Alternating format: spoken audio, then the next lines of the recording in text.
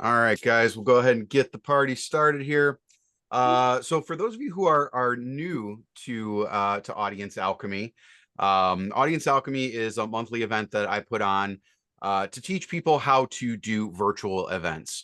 Sometimes it's a little bit more holistic, right? Talking from front end strategy all the way through to the end, and sometimes we focus on very specific components.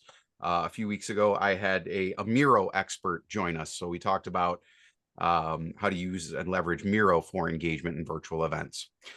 So this month, I've asked my very good friend Julie Trombley to join me again. She is a CRM and email automations badass, so she's dropping a little bit of knowledge on us a bit later about how we leverage those tools in virtual events. Holy smokes, Don! I just saw you popped into the room. Julie got excited a second ago, but I was already on a roll. Welcome, sir. So let's dive in. I don't want to waste a whole lot of time with the introduction pieces, but side note, I do have Shane here as our producer, so he'll be launching the polls and dropping some chat prompts, and obviously run any challenges with Zoom, please feel free to reach out to him. So typically I talk about presence in virtual, right? That's usually kind of my shtick, if you will. You know, it takes roughly around 7 seconds for someone to start to realize, maybe subconsciously, whether or not they like you, right? Maybe they are a networking partner. Maybe they are, here for your presentation. Maybe it's a meeting with a client, right? But the first time that you meet that person virtually, it's going to take about 7 seconds for them to start making a judgment. And when you do those, meetings in person, oftentimes we are going to do all of the things that we should do to make a good first impression, right? Shower, comb your hair, brush your teeth, pick an outfit that makes you feel confident, right? You're going to have a little bit of a higher energy about you. You're kind of excited to be there, perhaps. But we stop doing that when it comes to virtual. We don't take the same care. We're not quite as intentional about how we show up. We don't think about the additional layers that are now part of the communication process that we have here, right? We don't think about the fact that there's now a camera that's actually presenting an image of us. People aren't actually looking at us through their own eyes. Our voice is being captured by the microphone and transmitted through speakers, right? They're not actually listening to us through their own ears. We're oftentimes forced to sit down, right? Not everybody has a standing desk, so we lose a little bit of that body language, that physiology we would normally have when we're in person or standing. It just starts to feel weird, feels awkward, right? And worst case scenario, you start to look like you're unprepared. So, I want you guys to take a moment to think about that. We're not going to dive into all of the logistics of virtual presence today. We're going to talk about how you influence, right, as more of a marketing / messaging component, right? How you're talking to your audience. But definitely think about that, right? How long do you actually spend on a daily basis in virtual, right? 25%, maybe it's 50%. Maybe you're like me and you spend 100% of your day in the virtual space, right? You want to make sure that you're thinking about how that impacts the way that you show up and the way that you communicate. And there is a difference, one more little caveat, in showing up as yourself versus showing up as you are, right? And we kind of leaned into showing up as you are during COVID, right? Showing up as yourself, you want to show up as the best version of yourself, right? And if we're thinking about the virtual equivalent of showing up as you are, that would be the stretch V-neck that you wore to bed that still has a coffee stain, right? Your hair is still a little disheveled, right? Think Nick Nolte in his mugshot, right? You want to make sure that you are showing up and presenting yourself in your best foot forward. And when it comes to your messaging and how you're presenting, that's where the influence components come into play, right? How you're talking to people. So between Julie and I, I know that I've done close to 6,000 virtual events. I know Julie's got a laundry list of clients that she's worked with, leaders, coaches, teams that are doing virtual events in some way, shape, or form, and turning those into real conversations, real relationships. And so today I want to talk to you guys about psychology, right, of influence. So Shane, let's go ahead and launch that first poll. What do you guys think makes someone say yes in a conversation, in a pitch, in a meeting, right? What is it about what they've said that makes you say yes? Shane, you got the poll? Oh, I think Shane may be freezing over there. Yeah, we're losing your internet a little bit. I see your video stopping. All right, I got it.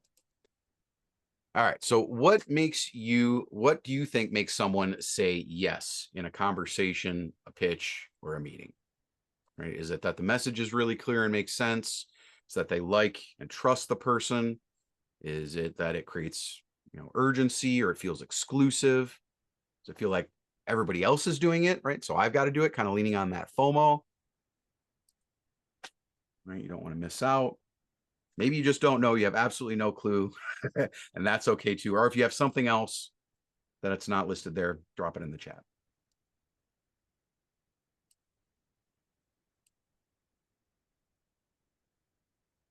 All right, so we got 6 and 9. I'll give me another couple seconds here for the last couple of you to answer that one.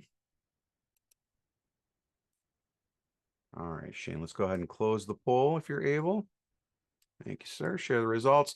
So most of you are saying that they like and trust the person, right? We've been hearing that a lot. And it's true, right? People will buy from the person that they like and trust. However, all of these things have an impact on whether or not someone buys, right? None of you are wrong, regardless of which answer you selected.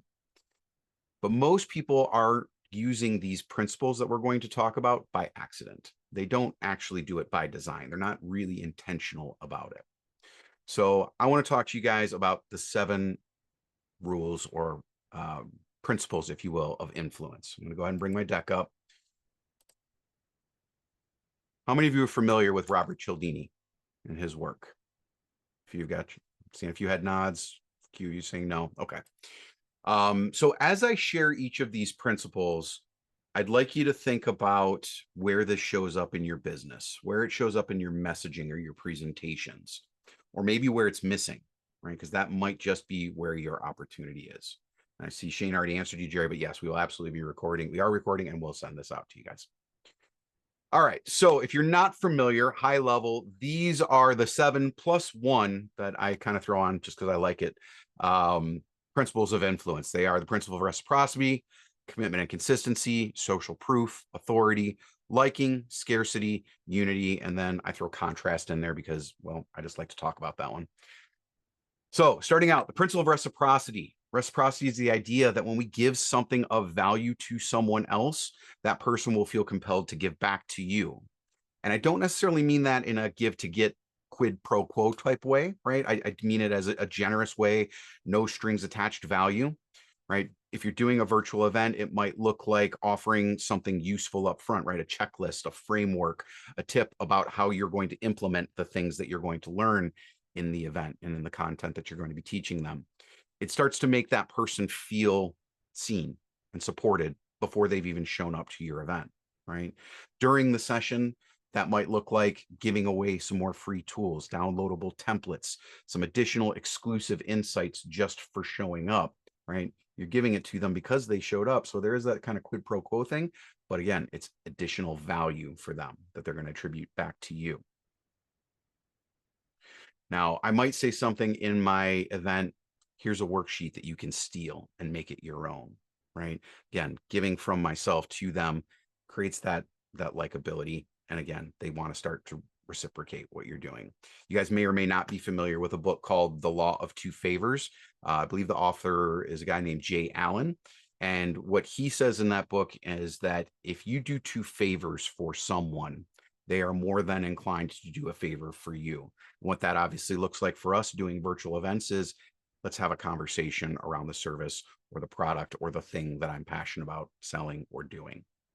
Right? Because when we do something for someone else, they feel that compelling urge to reciprocate in some way. Okay. So let's move on to the principle of commitment and consistency. People like to be, or at least like to appear to be, consistent in their thoughts, their feelings, their actions, right? That's why salespeople will typically try to get their customers to agree with them multiple times in the conversation, right? Because after we say yes multiple times, it doesn't become impossible, but it becomes more psychologically difficult for our customer to say no when we directly ask them for the sale after they've agreed multiple times. And we have a very strong urge to remain consistent with previous responses that we've given. Now, of course, the other side of that coin is that it builds trust, right? Commitment and consistency from you. If you commit to doing something and you follow through with the thing that you committed to do, that person that you did the thing for, again, now starts to have some of that trust, some of that respect, leading to previous one, reciprocity, right? People want to act in a way that is consistent with their identity and with decisions that they've publicly made. So if you can get them to take small actions throughout the course of your event or throughout the course of the conversation that you're having with them, they're more likely to take a bigger one later, right? So again, before the event, we might ask them to RSVP, but then also, what do they want to learn, right? Ask them to reply and give you some additional information. And that's a small commitment that they can make, and it gets them more involved.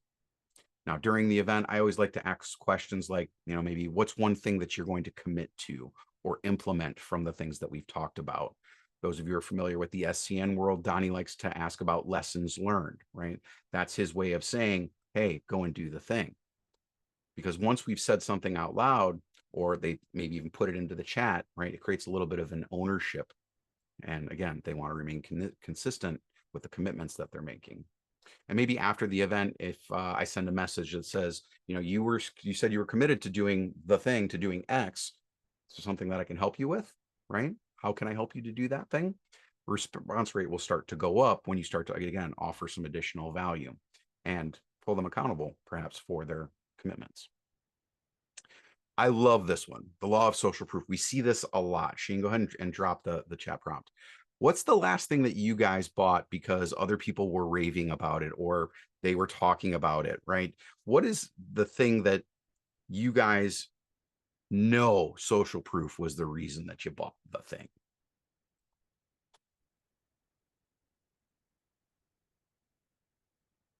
Or come off mute if it's too much to type. Anyone? Everything on Amazon. Yeah, right.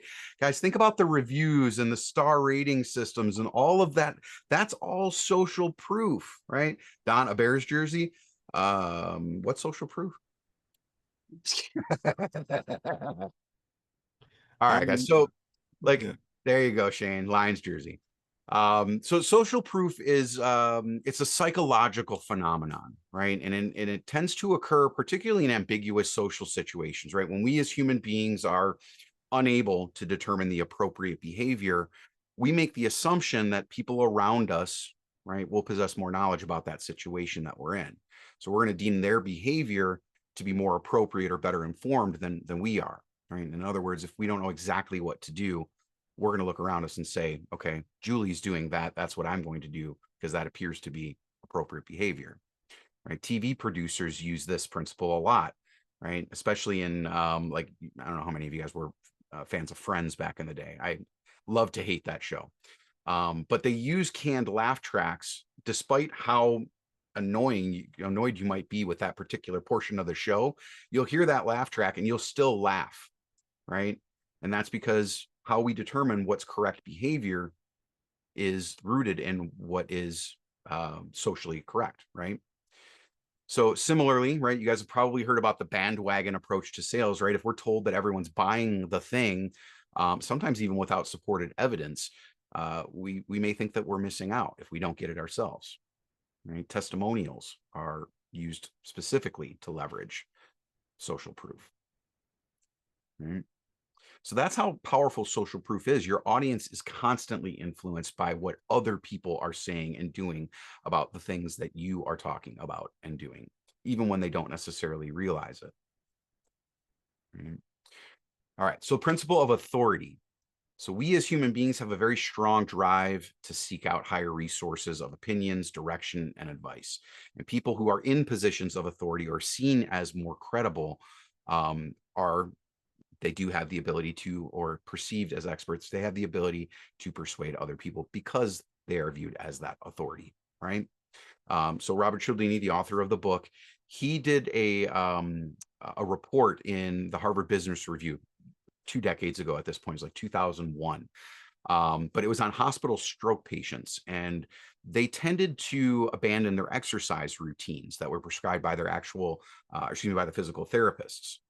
So he did this interview with all of these stroke patients, and what he revealed was that the patients themselves were familiar with the credentials of their doctor, right? The physician who was actually attending to them, and whose instructions they tended to comply with, I might add as well. But they didn't know anything about the physical therapists. They had no idea what their qualifications were. They didn't know what schools they went to. Like, they didn't know anything about them. So what Cialdini suggested was to display the academic diplomas and certificates of the physical therapists in the exercise room where they were being counseled. And the result was that the exercise compliance immediately rose by 34%, right? Just because now those physical therapists were seen as an authority in the thing that they do. So I want you guys to think about that a little bit. Authority is your credibility. So how are you leveraging your authority in your conversations, in your presentations? And it's not bragging, right? I don't want you guys to think, oh, I'm so great. I did 6,000 events. Yes, you want to mention the things that you've done, your accolades, but it's about reassuring your audience that you do know what you're talking about. Right. So before an event, I am going to try to position myself as an expert and as a facilitator, right? I'm going to talk about perhaps some of the titles that I've held in previous roles that are relevant, companies that I've worked with or worked for, right? How many years of experience? And then during the event, right, taking kind of this in context, I'll tell stories, right? It's not about ego, it's about depth, right? And then afterwards, you're going to send a wrap up, right? Maybe it's going to include key takeaways, showing that we weren't just talking, that we were actually teaching something and giving them something from your authority, right? From your expertise. All right, everybody still with me so far? We got a couple more before I hand it over to Julie. All right. So the next one, I absolutely love this picture more than the principal itself. The principal is good, but I'm a huge fan of the movie Step Brothers, right? Did we just become best friends? Yep. People generally like themselves, right? Most people like themselves. And we also tend to like other people who make us feel good, who are in some way, shape, or form like us, or maybe they are someone who we aspire to be like, right? And we mentioned earlier, we buy from the people we like. So strategically thinking through, how do we get people to like us? We grow an amazing mustache, right, John? That's right. Well, we want to be an active listener, right? We want to pay attention to our audience. We want to discover what it is about them that maybe we like and let them know that we like those things, right? Find the common ground with them as much as possible, right? Because once you find that common ground, you can let them know, and then you can open up conversations with them. So again, much as possible, you guys probably have seen this movie Step Brothers. It probably elicits something that you like, right? A happy feeling. Makes me feel good too. Now we have something that we have in common, right? So it can be as simple as something like that. I like to use humor as much as possible in my events as well, right? Even just in general conversation to build rapport. Now, this day and age, of course, you have to be careful about the things that you are being humorous about, right? You can't really talk about politics. You can't really talk about religion, sexual orientation, things like that. But, sometimes a well-timed joke is all it takes for two people to make a really strong connection. So be smart about it, but don't be afraid to leverage humor as well. And of course, just be helpful, be reliable, be trustworthy with the people that you're presenting to or the people that you're selling to, right? Because again, people are more likely to say yes to the people that they like. Principle of scarcity. We see this one all the time, right? If something is scarce, it must mean that other people are getting it. And if we don't get it now, we might not ever be able to get it. So the moment that we're unsure whether or not we want something, but it now is like the last one available or there's a limited time, we start to think about it. We're like, fuck, man, maybe I can't get this if I don't get it now, right? Leans into FOMO. Historically, infomercials, absolutely notorious for this back in the day, right? They would be selling the latest collection of Ginsu knives that can cut through a penny and then a tomato. And then as soon as they pop the timer and a total number of available units on the screen, the phones would just light up, right? Because now there's a limited amount. Now there's perceived scarcity. It's the coolest thing in the world. Cut a penny and a tomato, but there's only 5 of them. Well, shit, I better get one now. So things like early bird registrations, VIP bonuses for the first number of people who register for your event or buy your service or lean into it, right? There's a limited time to have it. There's a limited number of spots available. That scarcity creates urgency. I don't like to live in a world of scarcity, but it does create urgency. Something feels limited, time, by quantity, by access, people tend to act faster, right? So before your event, you might want to highlight the deadlines, right? There's only 50 seats available, or again, early bird ends on Friday. During your event, you may want to say offers only going to be available for those people who joined the live session, or again, limited time, 24 hours. It matters. And then, of course, afterwards in the follow-up, Julie's going to talk a little bit about this when we get into her portion, right? Sending out the replay, but maybe it expires in 48 hours, right? If you schedule the call within the next, hour, we'll throw on X bonus. But if you don't do it, right, you don't get the thing. But you also have to actually mean it, right? You have to actually say in 24 hours, if you call me in hour 25, you don't get the thing, and actually mean it. So this is the last one of Cialdini's principles, the principle of unity. And it was actually added significantly later after he published those first six. So the principle of unity is just that it's our need as human beings to be part of a group, part of a community, part of a family, right? It helps us to feel connected and feel a part of something bigger than ourselves.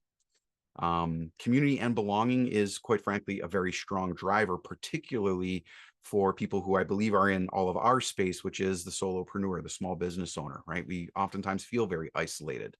So offering community in some way in your messaging is also a very important factor, because unity is shared identity. People are more likely to trust and act when they feel like they belong to something. They have those commonalities with someone else, right? And remember, guys, we're all misfits here. So, just pull up a friggin' chair. All right, guys. Last one. This is not one of Cialdini's, but I absolutely love it, more for effect than anything. So the principle of contrast, I'm going to illustrate it. You guys can read it along with me if you'd like. But I really like it just for shock value more than anything. So it says, "Dear Dad, it's with great regret and sorrow that I'm writing to you, but I'm leaving home. I'm eloping with my new boyfriend, Randy, because I want to avoid a scene with you and Mom. We're really in love, and he's so nice to me. I know when you meet him, you'll like him too, even with all of his piercings, tattoos, and motorcycles." She's talking about you, John. "This is more than love, Dad. I'm pregnant, and Randy says he wants me to have the baby and that we will be very happy together. Even though Randy is much older than me and has no money, these things shouldn't stand in the way of our relationship. Don't you agree? Randy already owns a shack in the woods and has a stack full of firewood for the entire winter. It's true that Randy has other girlfriends, but I know he'll be faithful to me in his own way. And don't worry, Dad, I'm 15 years old now. I know how to take care of myself. Someday we'll be back to visit so you can get to know your grandchildren. Your loving daughter, Rosie." So, as a new dad, I will say that if my daughter Gwen ever left me this letter, I'd probably want to murder her, chase Randy down in the woods and bury him there. But it definitely elicits an emotional response, right? So you'll see at the bottom there, it says PTO. So on the back side, Rosie wrote a little PS. It says, "Dad, none of the above is true. I'm over at the neighbor's house. I did, however, get a D in chemistry, and I just wanted to put things in the proper perspective before you see my report card. Please sign it and call me when it's safe for me to come home. I love you." Rosie there is a genius, right? I wish I had thought of that when I was a kid.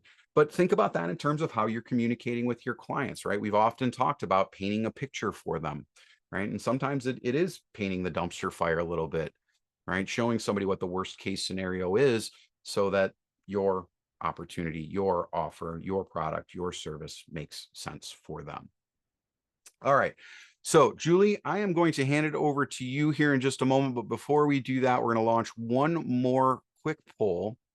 If you guys are doing virtual events, you're thinking about doing virtual events, would a call be helpful for you? A strategy call with Julie and I? If yes, obviously answer yes. If no, go ahead and answer no. Maybe, depends on timing. Just like to get an idea if you guys would like any additional help. Take down my slides. You can see you all again.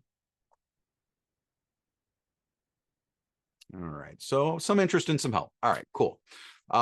Julie, I'll go ahead and turn it over to you and talk about some automation and email.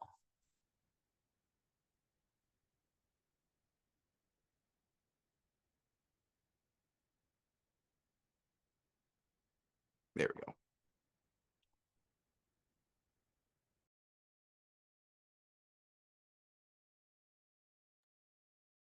Okay, are we good? We've seen my screen. So, based on what Bernie was talking about, influence just isn't for the stage. It's going to be baked into every message we send, the registration form we write, and every follow-up email that goes after that. And so when you're blending influence with automation, your systems, they start to feel more human. Like it's a natural extension of you and how you already connect with people. So I'm going to walk you through how we're going to use automation within your webinar process and where we can show up in each of these influence principles along the way. Because influence and automation is going to be the perfect mix of connection and consistency. So I'll show you where these principles, show up in the invite, the registration, reminders, and everything. So let's get going. But before we go, I want to know, how automated is your current webinar process right now? What is automation? I dabble a little, but mostly duct tape it. I've got a few things set up, but it's patchy, and I'm a low-key automation wizard. Do we have our poll? There we go.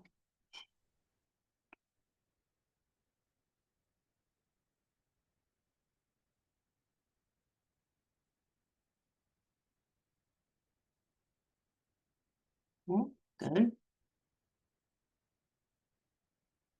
How many people? 16. Yeah, we got a good split of 50-50 here. So good that you know what automation is, and glad you're not all wizards because I don't want you to take my job. No. All right, so again, we're good.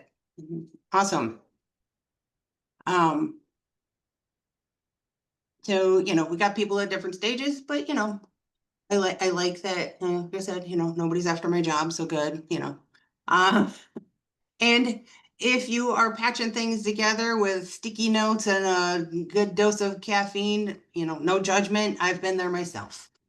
So anything I'm teaching people, you need to know. I was there too. I've gotten out of it, and I would love to, I like to help people get out of that notebooks and sticky notes themselves. So let's do a quick overview then, about how these automations can actually help your webinar feel easier. Automation is going to give you back time and a bit of your sanity. So instead of, manually juggling the tasks, copying and pasting emails or sending reminders manually at 10 o'clock, your systems are going to be running in the background doing all of this for you. It's like that assistant that, that doesn't quit working, and you don't have to pay it a lot of money. It's going to keep it personal and at scale, and it's going to create a seamless, thoughtful experience that your attendees will feel. But before we can set up any kind of automation, we need to have a registration page set up that, kind of seals the deal. So this is going to be where influence meets trust, and where your automation magic will start working once somebody submits their registration. So the key elements that you're going to want for your landing page is going to be a headline that's going to grab attention. Speak directly to their pain or their desire. Like, tired of chasing down attendees, let your webinar run itself. Keep it controversial. No tech jargon. I'm also guilty of doing that sometimes too. You want a quick blurb of who and why, who is this for? What's it going to do? How's it going to help you? You want people to be reading through this and self-identify that, self-select and be like, oh, that's me. They're talking to me, and makes them want to keep reading or just going ahead and write and register. Speaker image, bio, and credentials, puts a face to a name. This is when we're going to build trust and show expertise. The registration form. We want to keep it clear, concise. The less information you're requiring from them, the better. Honestly, you really just want their name and email.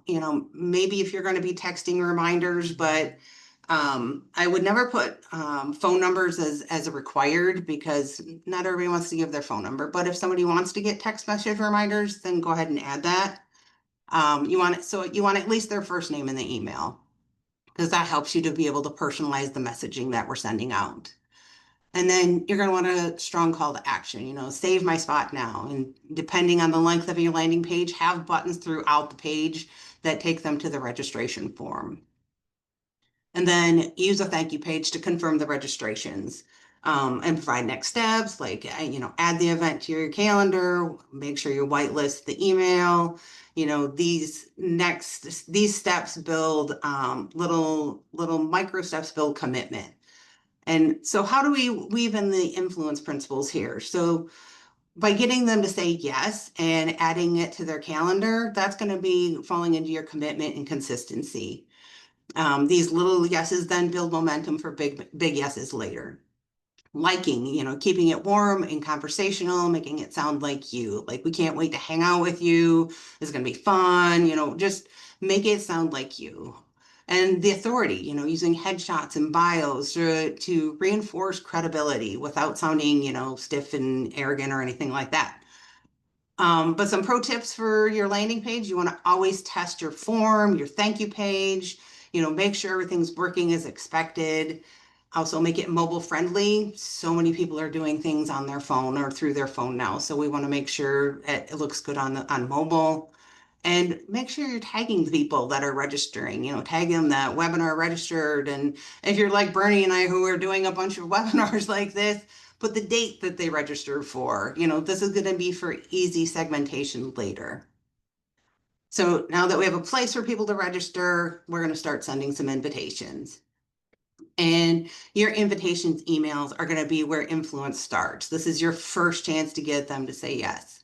Keep it simple, clear, and personal. Use things like the scarcity, create a little FOMO. Seats are limited, or we fill up fast, grab your spot before it's gone.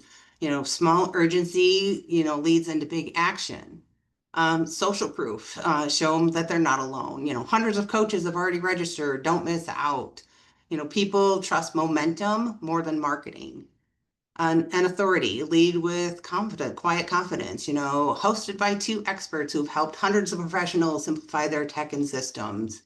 You're not bragging at this point. You're just kind of reassuring them that we know what we're doing and we want to help you. Some automation tips here is, set your automations so that once somebody does register, they're going to stop getting the invitations from you, and, saves you from those oops emails. And it also, I've bought the widget, don't sell me the widget, kind of a thing. Send like 3 to 5 emails spaced out over time, first invite, reminders, final nudges, we're going live tomorrow, those kind of things. And then keep the subject line friendly, read through it a few times, run it through GPT, whatever, make it be something that people are going to actually want to click on and open. So they've said yes, they've clicked register, they've given you their information, and then this is where some people drop the ball.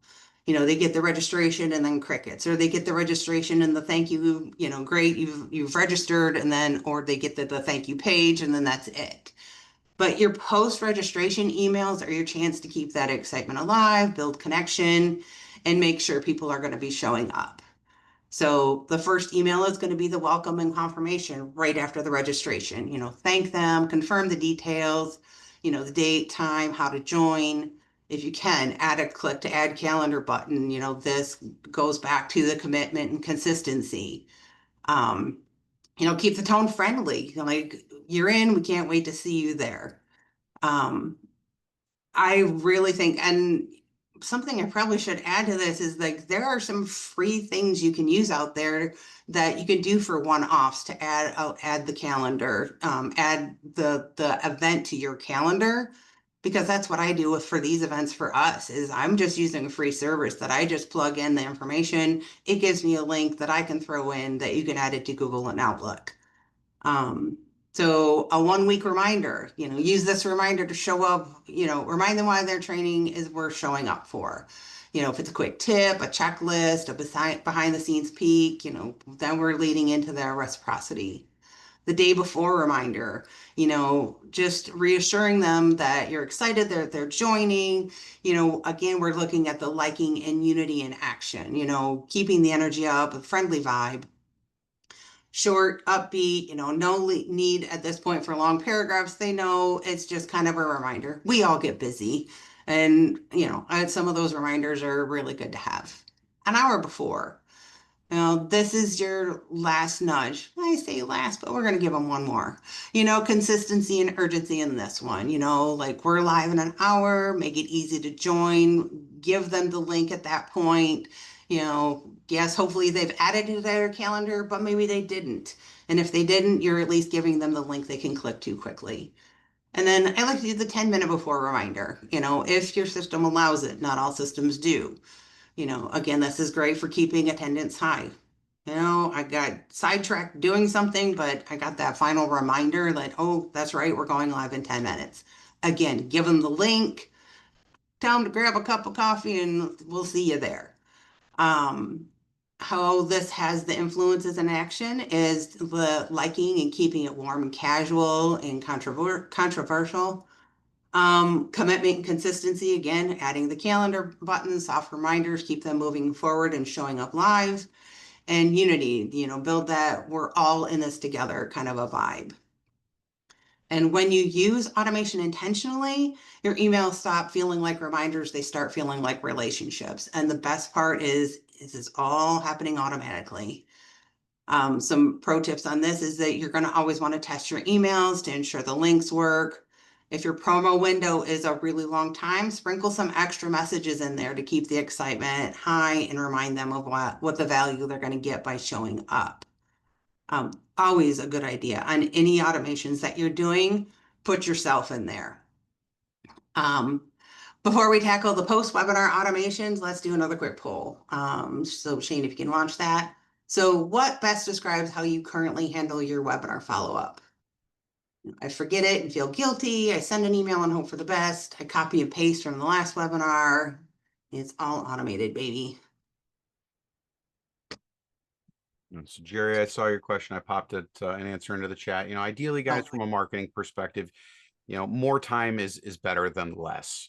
From a messaging standpoint, right? I would always rather have more time to market than less. So 4 to 6 weeks is typically what I tell my clients. However, I have had some events with really short windows as well, right? A lot of it depends on your audience, what your messaging is, what your purpose and format is going to be. You could probably pull together a pretty decent round table of 12 people in a very short period of time. But if you're looking for volume, you want to give yourself the runway, right? You want to have, I would say, at least a month to really market it. And then I also dropped a bot that I created in ChatGPT for you guys to help you to brainstorm titles and descriptions for events. Because oftentimes events, especially if you're heavily marketing on LinkedIn, that's all people are going to see is the title of the event and maybe the first couple sentences of the description. So you want to make sure that it's compelling. I probably wouldn't take the exact title right out of ChatGPT, but like anything with AI, it gives you a starting place to massage from. So check that out. And if you guys have any feedback out on it, I'm still kind of working on it after our event today. I would love for you guys to give me any feedback that you have. Awesome. That's awesome. I'm going to go snag that. Again, we're split 50-50. Send an email and hope for the best, and a copy and paste from the last webinar. Awesome. Okay. Yeah. So I'd say that's a lot of people's strategy, Julie. yeah. So then let's talk about that.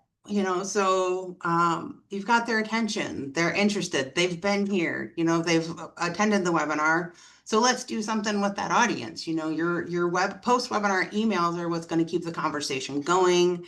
It's going to build further connection if they don't, already know you. I know there's several people in this call that Bernie and I know together. One of us knows or the other, but this also helps you to, get to know both of us more, and we, get to share our expertise a bit more. So it's showing the authority and then gently leading people to what is the next step with you. I don't even want to know what the comment is. I'm guessing it's from Don, and I just see Bernie laughing. Now I have to go look.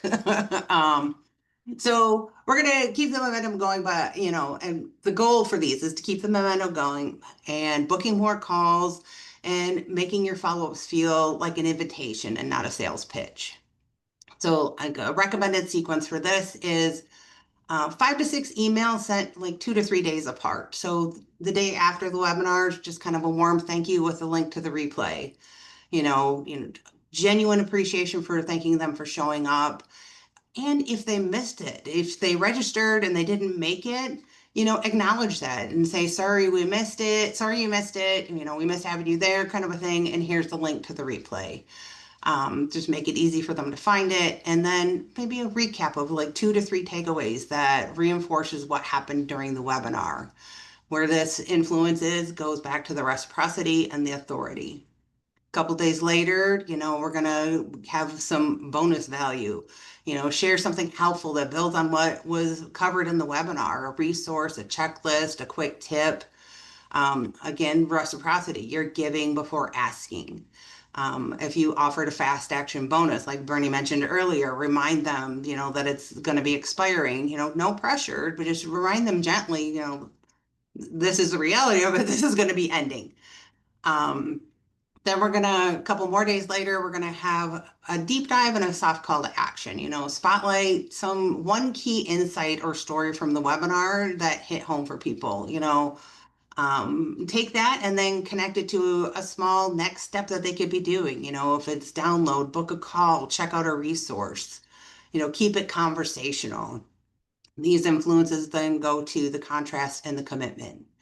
Another couple days later, the social proof and success story. Share a quick client win or testimonial. Show how working with you made things easier, faster, calmer. Whatever. You gained so much more time because your webinar processes were automated. You're going to have your influence of authority and social proof. And then a couple more days later is the invitation. This is like the acknowledging that, now you're on my list, wrap things. Oh, sorry, like totally missed one here. Invitation is where we're going to be inviting them to work with us, booking a strategy call, nothing too pitchy or salesy, but just an invitation. Like this is what the next steps look like. And then our final email is, thank them for being part of the experience, let them know they're now on your email list, that they'll be getting helpful tips and resources from you and about what cadence you send them out. This keeps the unity energy going. So, your follow-up sequence is where the influence really turns into impact. You're not chasing people, you're just guiding them to what the next steps are. And every email gives them one more reason to trust you, connect with you, and eventually say yes to working with you. I didn't mention earlier that you didn't, that I had a resource for you all. So Shane's going to drop it in the chat, and that's going to be an automation process checklist. So Shane will drop that. Because, here's the thing about automation. It isn't just about saving time. It's about showing up consistently for your audience, without manually doing all the things. And when you have your follow-ups automated, people stay connected, they remember you, and they actually show up live. And studies show that webinars using automation see up to an 80% higher engagement rate than those who don't. So yeah, it's not just a nice to have, it's your competitive edge. And got one more question for you all that Shane will drop in. If you've never done a virtual event, why not? Or if you are doing virtual events, what has been your biggest challenge to overcome? Stage fright, engagement, intimidated by the tech, bandwidth and no time, or if it's something completely different, put it in the chat. Let us know what it is.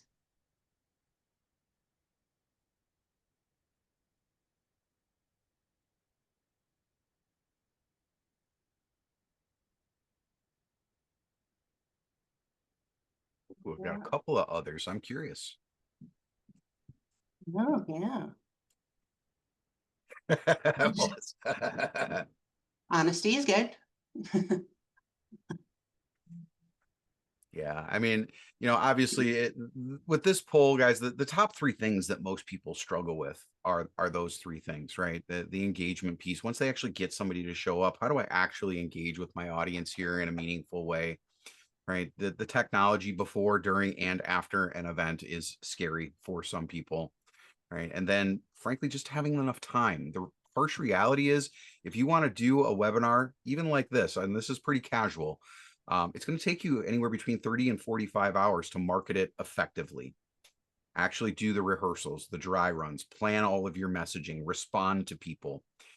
It takes a little bit of effort to do. Mhm. So with that, I mean, some of Bernie asked in the beginning, who would like to have some help with this? So we are offering a free 30-minute webinar strategy call. And in this, we talk about a personalized look at your current webinar setup. So you know what's working, what's maybe draining your time and energy, insights to help untangle the chaos. Quick practical ideas you can use right now so webinars feel smoother, calmer, and more aligned with what you want to how you want to show up, and to talk through your next steps, whether that's a DIY tweaks or exploring more in-depth help from us. Again, no obligations here, just the tools and insights to help your webinars run, help you to run your webinars your way. And I believe Shane has dropped the link to the strategy call in the chat. Yep. Um, so with that, does anybody have any questions? I know some people have been asking things as they've been going through. Does anybody have any questions? Robin, never thought of doing one for my business. So Bernie, what Robin does is, Robin, why don't you tell us? And then Bernie could give you just a little, if this is something you could be doing for your business. Sure. Thanks, Julie. I am an owner of the Baby Fairy Shop, which is a online gift giving service that allows you to send anonymous gifts to expecting moms throughout their pregnancy, and then you get to reveal yourself in their last package. Very nice. That's a really cool service, Robin. That's really Thank cool. you. Thank you very much. And Thank you. especially because my spouse is pregnant right now with my second Oh, child, so perhaps we I have to would be love to have a have to be father. I having would love to have a conversation. father become Yes. a baby fairy. There you go. Well, congratulations, Bernie. I didn't know that. Thank you very much. Yeah, I haven't entirely shared it out with the world yet, but this is gonna be recorded and posted on YouTube, so I guess everybody's gonna know now. The world is going to know. You just did, Bernie. You just did. Congratulations. Thank That's you very awesome. much. Thank you very much. Very Yeah. happy. Well, Robin, I would say that from a business standpoint, selling through education absolutely works. If you have a subject matter expertise that you can share with somebody that ultimately leads back to what you do, then yes, some type of an event probably makes sense for you. Oftentimes people want to do events because they feel like I just have to. It doesn't necessarily make sense for everybody. You have to think about, is there something I can teach my ideal client or my ideal referral partners that will provide value to their world that will then draw them into my products and services, right? I have the solution for what it is that they're doing. So, maybe your event is something along the lines of, helping someone to shop for somebody's shopping for a baby shower, right? That might be something instead of, going to Babies R Us isn't a thing anymore, is it? It's gone. Babies Yeah. R Us, right? You come to Right. Robin and Robin helps you with baby fairy. That's kind of what my goal is for sure. Right. So Yeah. glad to chat more in depth with you about it if it makes sense, Robin, for sure. Okay, great. Thanks, Yeah. Bernie. I appreciate that. Thanks, Julie. Yeah. I saw Joe commented when we did that last poll about attracting new souls. That we'd love to have a conversation about that too. Like, I would love to know, like, where are you, how are you getting information out about your webinars now? Are you doing LinkedIn event invitations, or, those are good things that we could have conversations about during a strategy call. Like, how could we, how could we help you to get more butts in seats, so to speak? Yeah, and honestly, Joe, that is the challenge for everybody, right? You can have the absolute coolest widget in the world, but for whatever reason, getting people to show up to a webinar or a workshop, sometimes it feels a little bit difficult. Getting the right people to show up is the more important piece, right? Like, you can get 100 people in a room, but if not one of them are the right audience for you, does it even matter that you did an event, right? But you have to kind of look at your mix of how you're going about connecting with those people. Obviously, I don't know anything about you or your business in the moment right now, but is a LinkedIn event the right space for you, right? If your audience isn't actually on LinkedIn, it's more of a Facebook type thing, right? Maybe that's the tree that you need to be posting your sign on or barking up, right? So thinking through where your messaging is, how you're inviting, where you're inviting from, where are the people that you want to talk to hanging out. That's a very strategic portion of putting on an event, right? Because at the end of the day, you're trying to build a larger audience, but if the audience that you have isn't of the people that you want to attract to your event, then you need to bark up another tree. You need to fish in a different pond. Jerry asks, is there a time limit for taking up the 30-minute webinar strategy call? No, we do not have a time limit. No, we could put some sense of urgency to it, but yeah, guys, it is open to you at any point. If we can be of support or service to you putting on a virtual event, this is something that we're very passionate about. Yes, we do this to make money, but we're both very passionate about it. We love what we do. So if we can be of support or service to you, put the 30 minutes on, we'll have the chat. Shane, there was a Babies R Us. Toys R Us were with the toys. There was a Babies R Us Right. that was clothes and beds and cribs and Yeah. all the stuff. That's wild. Never knew. Yeah, absolutely. All right, guys, we've got about 6 minutes in our time left today. Obviously, I'm more than happy to give you that time back in your day. I'm sure that you could use the restroom before the next meeting that you have to run out to. But everything that you've learned today absolutely works, right? We do this for ourselves. We do this stuff for our clients. But at the end of the day, it only works if it's applied and it is contextual to what you do, right? So again, 30 minutes. If we can be of support or service, we would love to do that. No pitch, just hopefully clarity and help you out. But with that, we'll go ahead and close the session. Obviously happy to stay on for the next 5 to answer any questions you guys have, but otherwise we'll call it a day. Jerry, we'll probably send the recording out tomorrow morning. So, Bernie and Julie, this is Dietrich. So I do have a question. Most of the content, so just to remind you, I do executive and leadership coaching, right? And so this is usually one-on-one type of events. There is group coaching, but it's usually with a group of people who know each other. So I'm just curious, I'm trying to think about whether or not the webinars would be something that would attract people who are looking for leadership development from your perspective. Yeah, absolutely, Dietrich. So I've had a few clients that were leadership development coaches and trainers who were doing both one-on-one as well as cohort style programs. This type of event, you have to look at it at a little bit higher level. You may be focusing more on one-on-one, but selling to many is the more effective approach, right? You can get a bunch of one-on-one clients from doing a group virtual event, right? Because ultimately what you're looking for is for someone to raise their hand and say, I'm interested in the thing that you're talking about. Regardless of whether they show up to the event or not, that is now a semi-warm lead. They have indicated that they are interested in having the conversation or hearing the content that you're going to share. Right. Thank So, yeah, absolutely. It may look like, hey, these are the, top 5 challenges that, leaders in business are having right now, or, something to that effect. But again, anybody who registers for the event, raises their hand, is interested in some way, shape, or form the products or services that you offer. Thank you. I see Melissa has a question. I have one more after Melissa's question. Well, I was going to piggyback off of that because I'm also in leadership development. So I was going to say I've had the privilege of being able to host a webinar before where Bernie knows how I procrastinate everything till the last second. But I actually use that as a funnel and a source. So what I started last year was called a Balanced Growth Leadership Series. If you try to copy any of my words, I will come for you. But that being said, I started it last year. It went ridiculously well, even though I didn't put any of these amazing things in. So I'm kind of kicking myself because I'm like, shit, had I done this, I wonder how much more effective it would have been. That being said, I now have a partnership with my local hometown. I live in San Antonio, so I have a partnership with Bexar County and Texas A&M Prairie View to where we're doing a now in-person session that's like the part 2 of the virtual session. So Yeah. every month we continue with virtual. And then on the second Friday of every month, it's in person. So that gives me an opportunity for local business owners, which are my ICP, to come through to hear me bring in all these other experts to highlight themselves, because I bring in people from SCN and other spaces to be those expert facilitators. And I get to create that space for them. So I do it in person. I also do it virtually, but I love what Julie and Bernie have done. I've come just a few times and I'm always blown away with the way that they do stuff.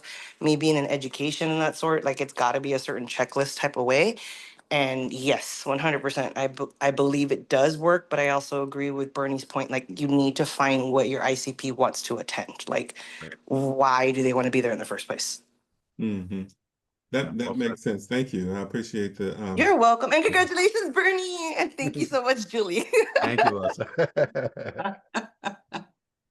So my next question, just a bit more, just taking this a little bit further. So one of the other things that I do is I facilitate workshops for teams, for team effectiveness, essentially helping the team manage that space between people, right? That for team effectiveness.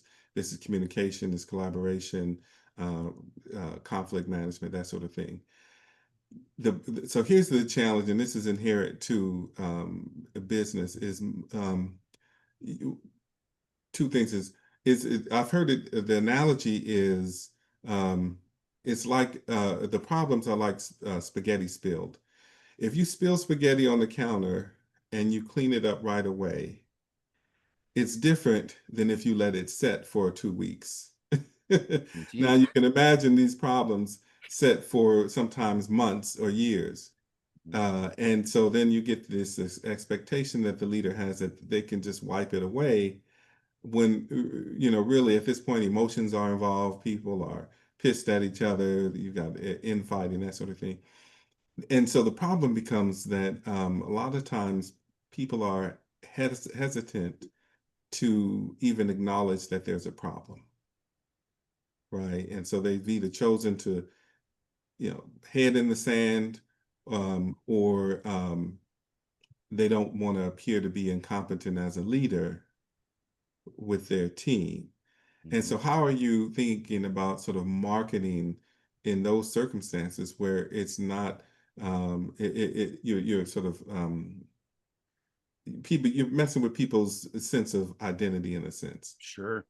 Well, I can tell you, Dietrich, that people absolutely do not show up to virtual events for things that they are not interested in or don't think that there is value for them. Your goal with doing these type of events is not to convince those people, right? Somebody who doesn't recognize that there is a problem with their leadership style is not going to find value or benefit in coming to your event because they're too close-minded for it. Bye, Melissa. Thank you. Enjoy the day. So your goal in doing these type of events is to get to the people who their antenna has already been raised. They're like, ooh, maybe I need some help. Let me go to Dietrich's event. Maybe I'll pick up a tip or two that I can bring back to the team. Now, that tip or two that you're going to give them, it's an appetizer portion of what you fully do, right? Something that can take back, see a little bit of value in, right? Maybe they'll move the needle just a little bit, but it's enough that they're like, ooh, that was good. Let me talk to Dietrich again and see what else he's got up his sleeve. And now you've got the opportunity to engage in those one-on-one or to do those group type sessions with them, right? Yeah. Generally speaking, these type of events, I don't like to do paid events. So where, like, let's say you would be the paid speaker. I like to do free events because, again, it leverages that law of two favors. I am not only teaching you something, I'm also bringing you in a room of other people who are also interested in the thing that we are talking about and likely can help you in your journey as well, right? So when you leverage that affinity gets applied back to you, and they're going to start thinking about you. Your goal with these type of events is not necessarily to sell the thing that you do. It's to get them engaged in a conversation with you, and then you sell them. Got it. Thank you. You're quite welcome. I will go ahead and set up the half an hour Please do. chat so we can go deeper. There's a lot here, and I have not done, like I said, a webinar. So I really came to this seeing if it was feasible, right? Yeah. And thank you, Julie. Yes, thank you, Dietrich. I'm glad you were able to join us. Yeah, Thank you. it's, you know, we relocation is no joke. You know, it takes a lot of logistics and project management, let me tell you.